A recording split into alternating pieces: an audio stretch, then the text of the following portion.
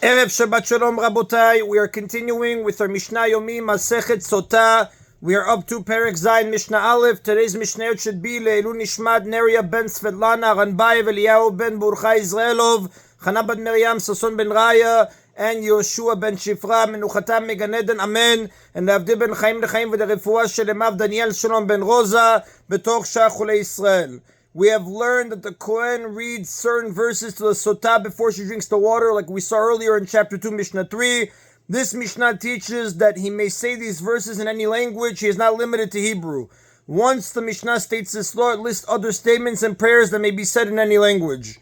The Mishnah begins, Elu ne'emarin b'chol lashon. These may be said in any language as long as the person understands what is being said. This is how the Gemara explains the Mishnah, page 32b in Masechet Sotah. And in some cases, though, making the statement in Hebrew is acceptable even if one does not understand Hebrew. Parashat Sotah, the passage of Sotah, which the Kohen says to a Sotah, this law is derived from the phrase, he shall say to the woman in Bamidbar chapter 5 verse 19. The words to the woman imply that the Kohen's words must enter her mind. He must therefore use a language she understands whether it is Hebrew or not. Uvidui maaser, the declaration of tithes, which a person says after he has taken care of all the portions that must be removed from his produce. A person who owns produce that grew in Eretz Israel must remove certain portions, terumah, maaser, etc., from each year's crop and treat them as instructed by the Torah. He has to fulfill all these obligations before the Pesach of the 4th and 7th years of the 7-year Shemitah cycle. On the last day of that Pesach, he reads the passage of Dvarim, chapter 26, verses 13 through 15, which states that he separated the portions and dealt with them as required, and he asks for God's blessing. This statement is known as Vidui Maaser, literally the confession of Maaser. The Mishnah teaches that one may make the statement in any language he understands. Now the source for this law is in Dvarim, chapter 26, verse 13, which states, you shall say before Hashem your God. Since similar wording is used to describe the Kohen speaking to the Sotah, he shall say, using the words he shall say, the sages inferred that just as the Kohen may address the Sotah in any language, so may the tithing declaration be made in any language. This is how the Gemara explains the Mishnah on page 32b in Masechet Sotah. Kriyat Shema, the reading of the Shema begins Shema Yisrael. This is in Sefer Dvarim, chapter 6, verse 4, which teaches that one may read in any language that one can hear, because the words literally mean, hear, O Israel. Therefore, it teaches that one may read in any language that one can hear, meaning understand. Hebrew, however, is different. One is permitted and it is even recommended to say the Shema in Hebrew, even if one does not understand it. This is spoken in the Mishnah Berurah or Chaim, chapter 26, footnote, note, Seif Katan 3. Utfilah, the prayer, meaning the Shemona Esrei. A verse is not needed to teach that one may pray in any language, since prayer is most effective when made in a heartfelt manner. One may use any language that he knows, even if it is not Hebrew, as Rashi explains in Masechet Sotah, page 33a. Nevertheless, other languages are allowed only when praying with the congregation, with the minyan. A person who says the Shemona Esrei in private must use Hebrew, as the Rav explains. Saying the Shemona Esrei in Hebrew is a valid fulfillment of the obligation, regardless of whether one understands it, as the Mishnah Berurah points out in Orach Chaim, chapter 101, Seif Katan 14.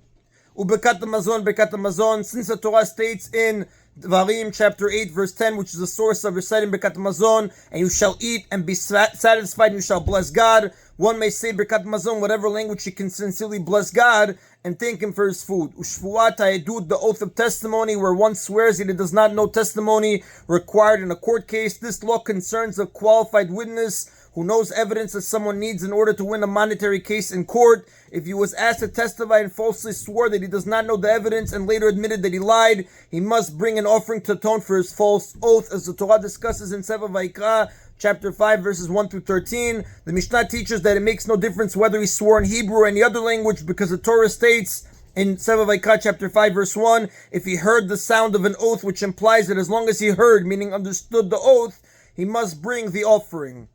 Ushvuat pikadon, and the oath of deposit, where one swears that he does not have in his possession an object or money that belongs to someone else. This law applies to a person who owes money to another or has someone else's property in his possession. For example, he stole it, found it, or was asked by the owner to take care of it. When asked to pay the money or return the object, he falsely swore that he does not owe the money or that he does not have the object. If he later admits that he lied, he must bring an offering and pay a fine, as it discusses in Sefer Vayikra, chapter 5, verses 21 through 26. The Mishnah teaches that these obligations apply regardless of the language in which he made the oath, provided that he understands what he said. The Torah mentions the same word, techeta, a person will sin, in connection with both the oath of testimony in chapter 5 verse 1 of Vayikra and the oath of deposit, which is chapter 5 verse 21 of Vayikra, in order to teach that just as any language may be used for the oath of testimony, so may any language be used for the oath of deposit.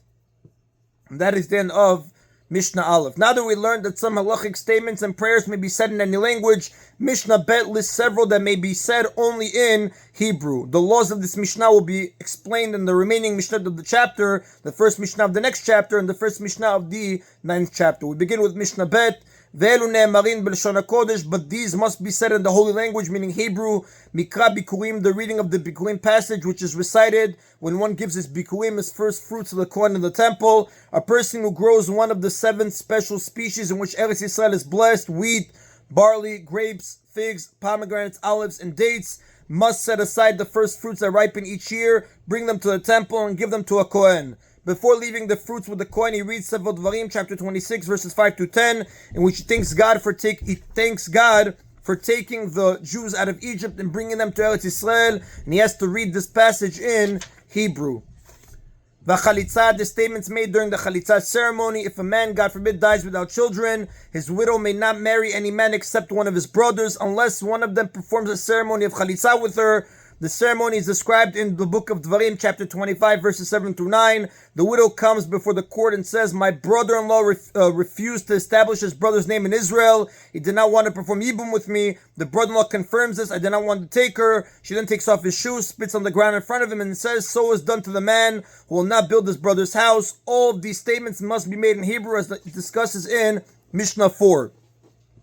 Brachot uklalot, the blessings and the curses which the Jewish people were commanded to say at Har Gerizim and Har Eval, when the mountain of Gerizim and the mountain of Eval, when they entered Eretz Yisrael. This historic event is described in this chapter in Mishnah 5. Bekat Kohanim, the blessing given by the Kohanim. The Kohanim are obligated to bless the Jewish people by reciting these 3 verses. May Hashem bless you and protect you. May Hashem shine His countenance toward you and show you favor. May Hashem lift His countenance toward you and make peace for you. This is in the book of Bamidbar, chapter 6, verses 24 through 26. Ubekat Kohen Gadol, the blessing given by the Kohen Gadol in the temple on Yom Kippur. As part of the Kohen Gadol service in the temple on Yom Kippur, he read passages from the Torah and recited 8 blessings as described in Mishnah 7. Uparashat the Melech, the passage read by the king to the nation once every 7 years, in the ceremony of Hakel. Every 7 years, the entire nation, men, women, and children, would gather in the temple to hear the king read certain passages from the Torah. This is in Sefer Dvarim, chapter 31, verses 10 to 13. And this ceremony, Hakel, is discussed in Mishnah 8. Uparashat Degla Arufah, the passage recited during the ritual of the Degla Arufah, the decapitated calf. The Torah and Dvarim, chapter 21, verses 1 through 9, commands that if the body of a murder victim is found in Eretz Yisrael and it is not known who killed him, judges of the great Sanhedrin come and measure to see which town is nearest the body. The elders of that town bring a calf that has never done any work to a rock-hard valley. They kill the calf there by chopping its neck from the back. They then wash their hands over the dead calf and declare that they are in no way responsible for the murder. That's verse 7 there. Our hands have not spilled his blood, etc. The Kohanim who are present say a prayer, atone for your people Israel, verses 8 through 9. And the mitzvah of the Degla Arufah, the decapitated calf, is the subject of the 9th chapter.